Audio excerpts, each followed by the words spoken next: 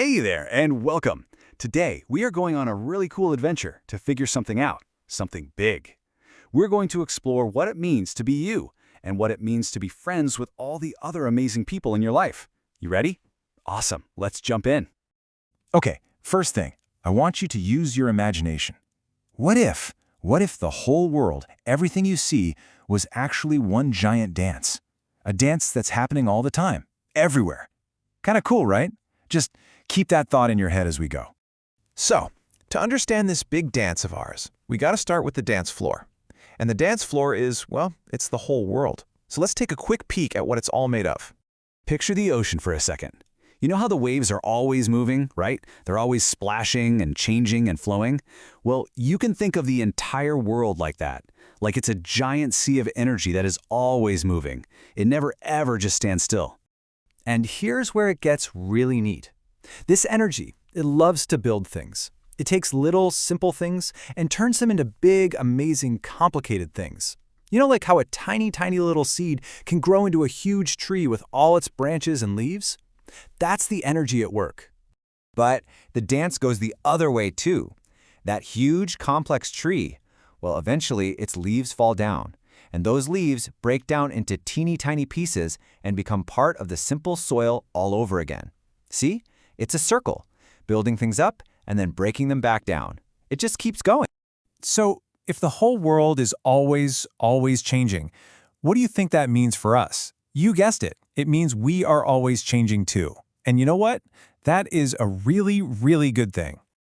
Just think for a second about who you were last year, or even when you were smaller than you are now. Did you like the exact same games? Did you have the exact same ideas? Probably not. You've changed, right? The you from the past is a little different from the you right now, and that's fantastic. It just means you're growing. Now this right here is a super important secret for friendships. What this really means is that the best kinds of friendships are the ones where you both get to grow and change. You don't stay the same, your friend doesn't stay the same, and you get to keep discovering all the new, awesome things about each other as you go. Okay, so we know we're all changing and growing, which is great. But how do we stay friends when we're all different? Well, it's all about finding that perfect amount of space in our friendship dance. Imagine this. Imagine you put your face right up close to your friend's face, like nose to nose. Can you actually see them? Not really. It's just a big blur.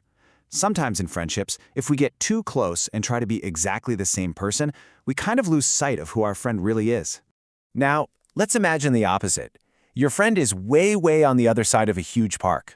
You can't hear what they're saying, you can't share a cool secret, you can't play catch. When you're too far away in a friendship, it's really hard to connect, and you can feel kind of lonely. So where's the magic spot? It's right in the middle. Friendship happens in that special, just right space. You're not too close, you're not too far. It's that perfect distance where you can really see your friend for the amazing person they are, and they can see you too. And you know what? That just right space, it has a name. It's called a boundary. Now, a boundary isn't some big brick wall you build to keep people out. Not at all. It's more like a friendly, gentle line that says, hey, this part is me and that part is you. It's what lets us dance together without stepping on each other's toes.